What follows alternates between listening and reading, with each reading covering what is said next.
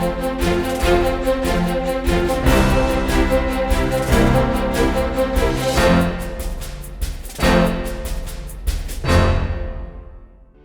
में यूपीएससी की तैयारी से संबंधित प्रोग्राम्स को देखने के लिए सब्सक्राइब करें स्टडी IQ IAS हिंदी। नमस्कार, स्टडी IQ IAS हिंदी में आप सभी लोगों का बहुत बहुत स्वागत है। मैं हूं वीरत दुबे और आज मुद्दे की बात के इस कार्यक्रम में एक बहुत ही शानदार टॉपिक पर हम चर्चा करने जा रहे हैं, जो कि भारतीय या कह सकते हैं संपूर्ण भारत, अब भारत में उत्तर से दक्षिण तक की जो संस्कृति है उसको जोड़ने का एक कह सकते हैं कि एक मौका है यहाँ पर। और वो मौका किस रूप में है? वो है काशी तमिल संगमम के रूप में। तो बहुत ही इंपॉर्टेंट चीज़ है। यहाँ से आर्ट एंड कल्चर से रिलेटेड या फिर इसको आप हिस्टोरिकल बैकग्राउंड से रिलेटेड टॉपिक्स के रूप में भी देख सकते हो। और आप देखिए, इसमें काशी तमिल संगमम की बात करी गई। आपको मालूम है कि काशी जो है ये उत्तर भारत में, आपको मालूम है ये बनारस को काशी के रूप में जाना जा रहा है, और दक्षिण भारत में तमिलनाडु को तमिल के रूप में जाना जा रहा है। और इसके बारे में पूरा कल्चर हमको समझना है। उससे पहले आप यहाँ पर जो तस्वीर दिखाई जा रही है, इस तस्वीर को एक बार देख लीजिए। ये तमिल संस्कृति को रिप्रेजेंट करता हुआ और ये काशी संस्कृति को रिप्रेजेंट करता हुआ काशी विश्वनाथ मंदिर है। मजे की बात तो ये है कि दोनों ही काशी विश्वनाथ मंदिर हैं। और आप देख सकते हैं इसका जो लोगो बना हुआ है वो भी कुछ इसी प्रकार से है। वैसे अगर हम संगमम की बात करते हैं या संगम की बात करते हैं तो दक्षिण भारत में तमिल संगम कई बार से होते रहे हैं। आपने तोलकापियम का नाम सुना होगा, उसमें तमिल संगम के बारे में बताया गया है। लेकिन वो जो संगम हुआ करते थे बेसिकली साहित्यिक संगम है। तमाम सारे, जिसको आप धार्मिक शास्त्रार्थ बोल सकते हैं या शास्त्रार्थ बोल सकते हैं, तो तमाम सारे साहित्यों की रचना उस पर होती है, चर्चा होती है। उसी तरीके से ये भी एक संगम, संगमम का मतलब हो गया आकर के एक जगह पर जुड़ना। तो ये संगम जो है किनका है? ये है काशी और तमिल का। इसमें दक्षिण भारत से तमाम सारे लोग उत्तर भारत में काशी विश्वनाथ मंदिर आ रहे हैं, बनारस आ रहे हैं, जो गंगा नदी के घाट पर स्थित है या तट पर स्थित है। बहुत सारे घाट वहां पर उपस्थित हैं। तो आज की इस खबर में हम इसी के बारे में चर्चा करेंगे। काशी तमिल संगमम क्या है, दक्षिण भारत के साथ उसका क्या कनेक्शन है और किस प्रकार से परंपरा जो है वो शुरू होती है। परंपरा की शुरुआत जो है एक किंवदंती से है, यानी कि एक कहानी से है, या फिर जैसे बोला जाता है ना कि लोगों के द्वारा कही सुनी गई जो कहानियां हैं उससे। और इस कहानी का आधार ये है कि लगभग 15वीं शताब्दी के आसपास, लगभग 1456 ईस्वी के आसपास, मदुरई के एक राजा थे जिनका नाम था पराक्रम पांड्य। और पराक्रम पांड्य जो हैं वो दक्षिण भारत में एक शिव का मंदिर बनाना चाहते थे, भगवान शिव का मंदिर बनाना चाहते थे। इसके लिए उन्होंने काशी की यात्रा करी और काशी से लिंगम लेकर के साउथ में, दक्षिण में आ रहे थे। तो जब वो काशी से लिंगम को लेकर के दक्षिण में आ रहे थे, रास्ते में यात्रा कंप्लीट करने के दौरान उन्हें विश्राम करने की जरूरत पड़ी और वो एक जगह पेड़ के नीचे रुक गए। और जब वो पेड़ के नीचे रुक गए तो उन्हें थोड़ी सी नींद आई, और जब वो फिर से अपनी यात्रा करने के लिए शुरू हुए तो जो लिंगम था एक गाय के ऊपर रख करके लाया जा रहा था, उस गाय ने आगे चलने से मना कर दिया, या वो गाय आगे नहीं जा सकी। तो जिस जगह पर वो रुके थे, जिस जगह पर गाय ने आगे बढ़ने से मना कर दिया, ऐसा उन्हें प्रतीत हुआ कि शायद ईश्वर की यही इच्छा है, और उन्होंने उस लिंगम को उसी जगह पर, उसी स्थान पर स्टैब्लिश कर दिया और वहीं पर मंदिर बनाने की उनको प्रेरणा प्राप्त हुई। तो इस प्रकार से दक्षिण भारत में जो आप तमिलनाडु में या केरल सीमा के आसपास जो विश्वनाथ मंदिर आप देखते हैं, काशी विश्वनाथ मंदिर, ठीक है, विश्वनाथ जो मंदिर आप देखते हैं, उस मंदिर के एस्टैब्लिश होने की कुछ यही कहानी बताई जाती है। हालांकि उसके बाद माना जाता है कि इस टेंपल को पूरा करने का काम 1462 में राजा कुलशेखर पांड्यन ने किया था।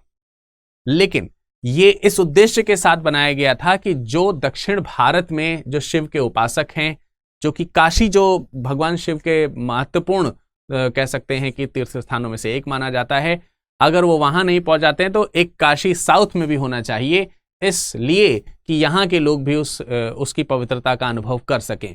तो इसलिए यहाँ पर इस मंदिर की स्थापना करी गई थी, ऐसा माना जाता है। तो ये काशी विश्वनाथ मंदिर जो है ये केरल के साथ राज्य की सीमा, केरल राज्य के साथ जो सीमा बन रही है उसके पास दक्षिण पश्चिम तमिलनाडु में तेनकासी जगह है, वहां पर स्टैब्लिश किया गया। ठीक है, तो तेनकासी में स्टैब्लिश हुआ है, जिसको हम क्या कह रहे हैं, विश्वनाथ मंदिर।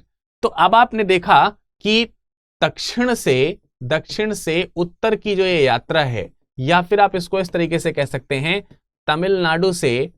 तमिलनाडु से ये जो आपकी काशी की जो यात्रा है, ये धर्म के आधार पर यहां पर आपको देखने को मिल रही है, और ये दक्षिण का काशी एक तरीके से कहला रहा है, ठीक है, साउथ का काशी एक तरीके से कहला रहा है।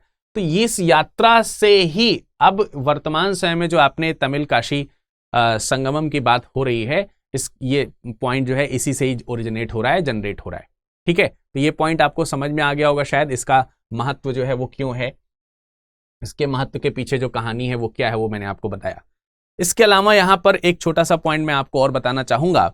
यदि अगर हम ये देखना चाहें कि काशी और तमिलनाडु के बीच जो संबंधों का इतिहास है वो किस प्रकार का है, अगर हम इसको देखना चाहें, इसको बताना अगर हम आपको चाहें, तो यहां पर एक चीज हमको ध्यान रखनी है। बीएचयू में कह सकते हैं कि पुरातत्व विभाग, प्राचीन भारतीय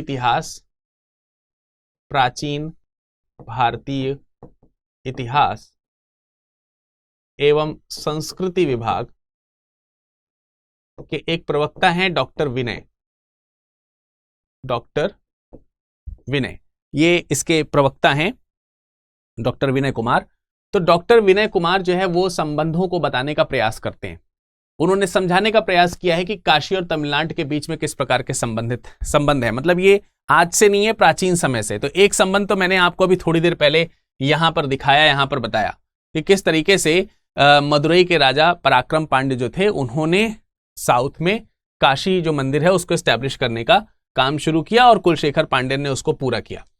दूसरा पॉइंट यहां पर ये बताते हैं कि एक और राजा थे 19वीं शताब्दी में, जिन्होंने तेनकाशी में एक शिव मंदिर का निर्माण कराया, और इन राजा का नाम था अधिवीर राम पांड्यन। तो अधिवीर राम पांड्यन ने भी साउथ में काशी का जो है वो निर्माण कराया। और इसके अलावा उन्होंने एक और नाम भी गिनाया है, जो है संत कुमार गुरुपारा, दक्षिण में थुथुकुड़ी जिले के एक संत कुमार गुरुपारा थे। इन्होंने अपने समय में जो काशी जो साम्राज्य है, उस काशी साम्राज्य से उन्होंने संबंध स्थापित किए, मतलब उनसे बातचीत करी, चर्चा करी, इसलिए कि काशी के जो कुछ घाट थे, उस कुछ घाटों में जाकर के वो शुद्धिकरण करना चाहते थे।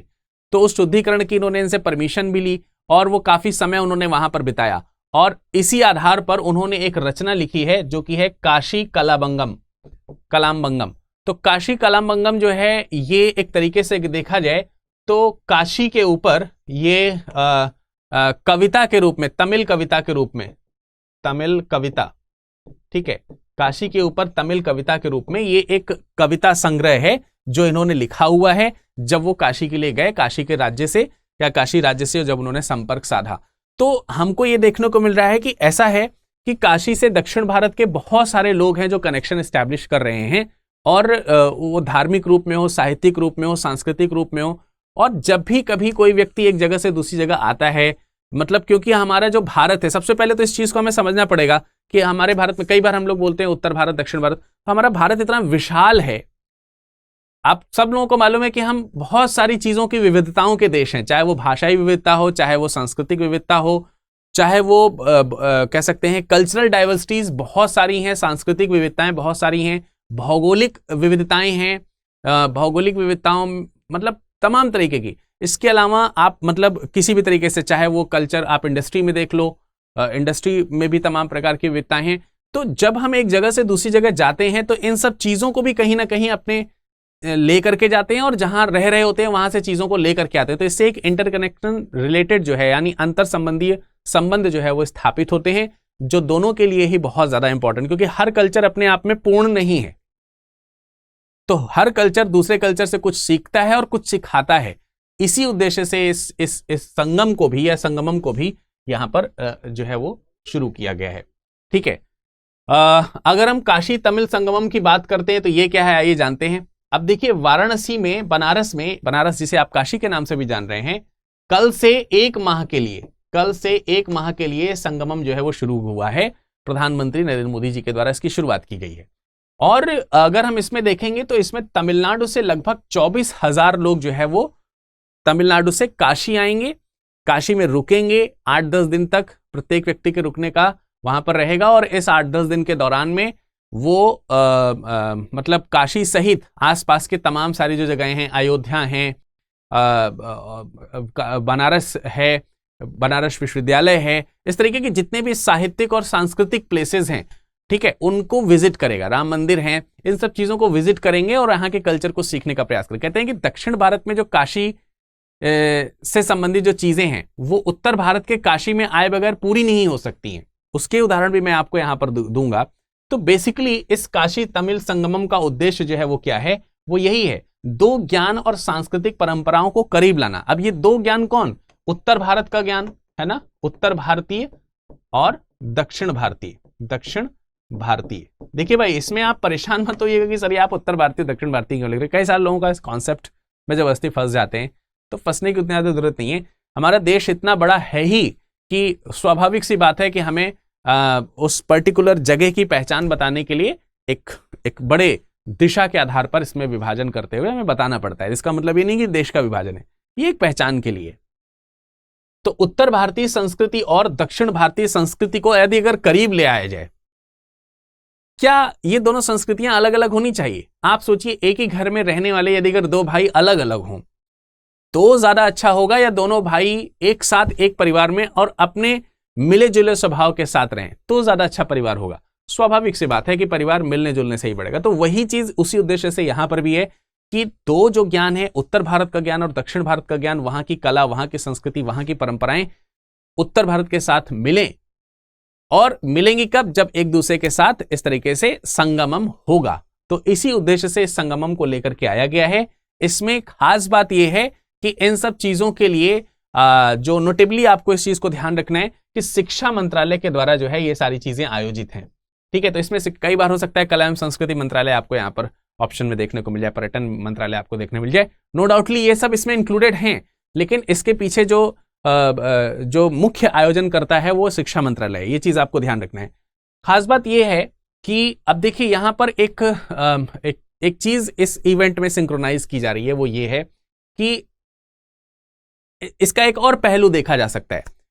उसका एक पहलू यहां से मिलता है राष्ट्रीय शिक्षा नीति 2020 से। और राष्ट्रीय शिक्षा नीति 2020 जो है वो इस बात पर जोर देती है कि हम रटी रटाई या पढ़ी पढ़ाई चीजों पर विश्वास करते हुए अपने ज्ञान की वृद्धि ना करें, बल्कि उनको सजीव या जीवटता उसमें प्रदान की जा सके। हम प्रैक्टिकल चीजों को जिएं, समझें, किताबी ज्ञान हमारे अंदर ना रहे।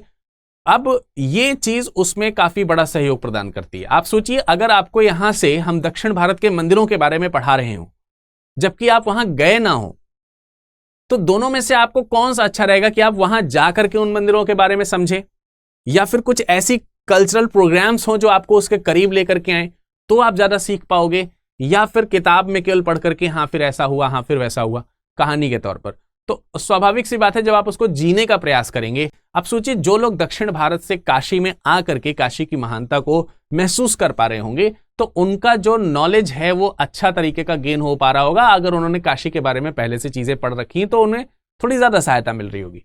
तो ये जो कार्यक्रम है वो कहीं ना कहीं राष्ट्रीय शिक्षा नीति 2020 के अनुरूप है, उसको सिंक्रोनाइज करता है, अपने अंदर समावेशित करता है, और उसी के अनुरूप जो है ये प्रोग्राम किया गया है, या कार्यक्रम को कार्यान्वयन जो है इसका जो है वो किया जा रहा है शिक्षा मंत्रालय के द्वारा। ऑल्दो यहां पर यह ध्यान रखना है कि दो बड़ी यूनिवर्सिटीज का भी आपको यहां पर ध्यान रखना है, नाम रखना है। एक तो BHU, ठीक है, और दूसरा IIT मद्रास, ठीक है। इन दोनों का इसमें बहुत ही इंपॉर्टेंट भूमिका है। और स्टेक होल्डर्स की अगर हम बात करते हैं, हितधारकों की बात करते हैं, तो तमाम सारे मंत्रालय आपको देखने को मिलेंगे। संस्कृति मंत्रालय, पर्यटन मंत्रालय, रेलवे, कपड़ा, खाद्य प्रसंस्करण मंत्रालय, और साथ ही साथ जो आपका उत्तर प्रदेश सरकार, ठीक है, उत्तर प्रदेश सरकार और वाराणसी प्रशासन, एडमिनिस्ट्रेशन, इन सब के साझा सहयोग से इन सब चीजों को सही करने का प्रयास किया जा रहा है। स्वाभाविक सी बात है कि लोग ट्रेन से आ रहे होंगे, पर्यटन के दृष्टिकोण से ये एक इंपॉर्टेंट चीज है। कल्चरल डाइवर्सिटीज जो है वो एक जगह पर संयोजित हो रही हैं, मिल रही हैं। और खाद्य एवं कपड़ा एवं खाद्य प्रसंस्करण की बात यहां पर क्यों हो रही है? आप सोचिए, आप उत्तर भारत में काशी में हैं और आप दक्षिण भारत में केरल के समीप हैं, तमिलनाडु में हैं, ठीक है, केरल के समीप है, तमिलनाडु में है। कांचीवरम, आप काशी कांची के रूप में इसको देख सकते हैं। किस रूप में देख सकते हैं? काशी और कांची के रूप में देख सकते हैं। दो ज्ञान के बड़े केंद्र हैं ये, कांचीपुरम, आप सोचिए, ठीक है। तो ज्ञान के दो केंद्रों काशी और कांची के रूप में इसमें इन सब का योगदान हमको देखने को मिलेगा, ठीक है। तो एक नाम मैं आपके सामने यहां पर लेना चाहता हूं, एक शिक्षाविद हैं जिनका नाम है चामू कृष्ण शास्त्री। चामू कृष्ण शास्त्री जो हैं वो इस संगमम का जो प्रस्ताव रखने वाला जो एजेंसी है जिसका नाम है शिक्षा मंत्रालय, मैंने अभी आपको बताया था, शिक्षा मंत्रालय के तहत ये भारतीय भाषा समिति के अध्यक्ष हैं। यानी जो शिक्षा मंत्रालय है उसके अंदर भारतीय भाषा समिति के अध्यक्ष हैं चामू कृष्ण मूर्ति जी, और शिक्षा मंत्रालय ने ही इस संगम का प्रस्ताव दिया था। मैंने अभी थोड़ी देर पहले आपको बताया। हालांकि दूसरी संस्कृति भी इसमें इन्वॉल्व है, और वो संस्कृतियां, वो मंत्रालय जो है इसमें है, जैसे संस्कृत मंत्रालय, पर्यटन मंत्रालय, रेल विभाग है, खाद्य एवं प्रसंस्करण मंत्रालय है, कपड़ा मंत्रालय है, तो ये सब उसमें जो है शामिल है। तो चामू कृष्ण मूर्ति जी क्या कहना चाह रहे हैं? उनके कथन में कई सारी चीजें शामिल है। मतलब एक तो वो ये कह रहे हैं कि दक्षिण भारत में जो साहित्य है, दक्षिण भारत में जो साहित्य है वो अपनी पूर्णता को प्राप्त नहीं कर पाता। कब तक? जब तक कि उसके स्कॉलर जो है वो काशी में विजिट ना करें, ठीक है।